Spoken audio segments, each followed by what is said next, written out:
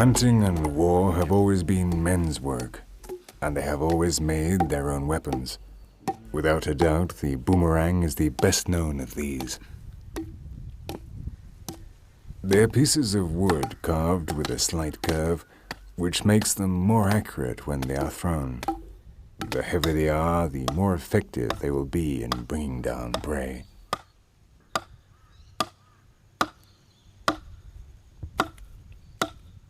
Our most expert hunters are capable of hitting an animal from over 160 meters. Normally they hunt small animals, though the most sought-after prey, which brings the hunter the greatest prestige, is the red kangaroo, the biggest of all. Despite what most people think, a real boomerang does not come back.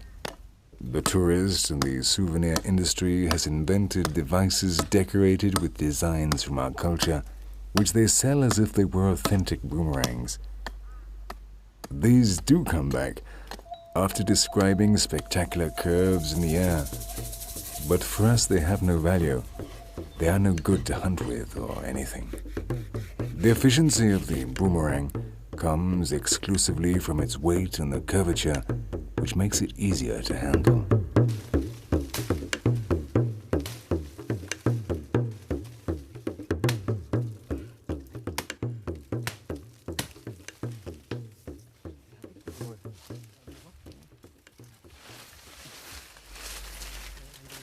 But the boomerang is not our only weapon. In the jungle, we cut flexible rods of bougainvillea with which we make spears and harpoons for fishing.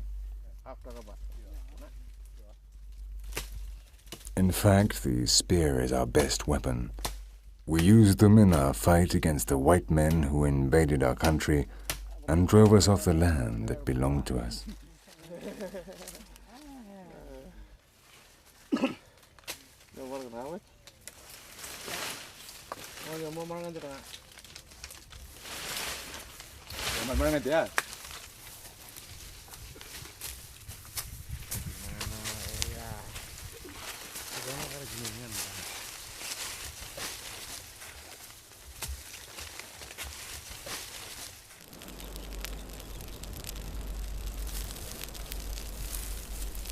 Once outside the forest, we make a fire and heat the flexible rods to harden them. Then we remove the bark and cut them to the right size for each man.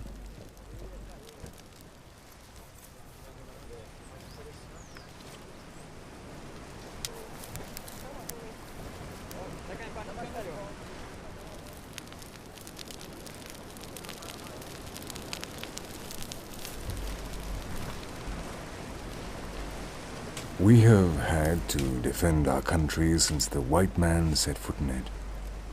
According to them, our land was called Terra Australis Incognita until in 1605 the first European arrived, the Spaniard Fernández de Quiros, who called it Australia del Espíritu Santo. Then, 170 years later, the pirate James Cook renamed it New South Wales and raised the English flag. The English used this island to send us their prisoners. 80 years after the first ones arrived, there are 170,000 convicts in Australia. But the worst came in the middle of the 19th century, when they discovered gold in our territory. It was then that we really began to get in their way. The Aborigines, as they started to call us, were captured, confined to distant regions, and finally infected with many diseases such as the flu, which devastated our population.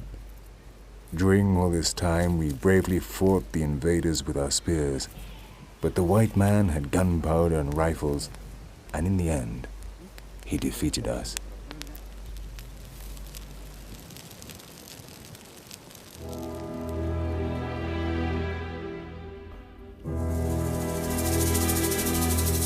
Today, our spears claim other victims. When the tide goes out, we fish for the dangerous stingrays that hide in the sand. ready to plunge their enormous stings into anyone who dares disturb them.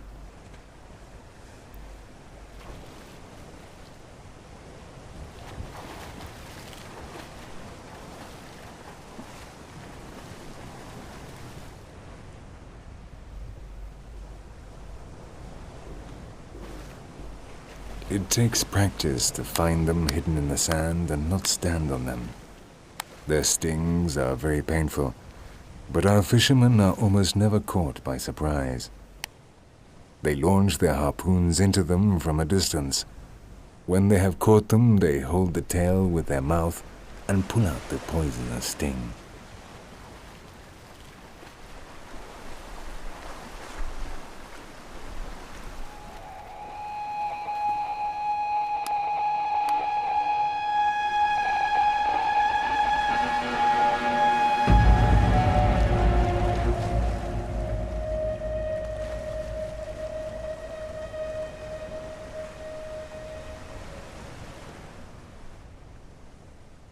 After pulling off the skin and gutting them, we pound and knead the flesh with our hands and eat it raw. It's a real delicacy.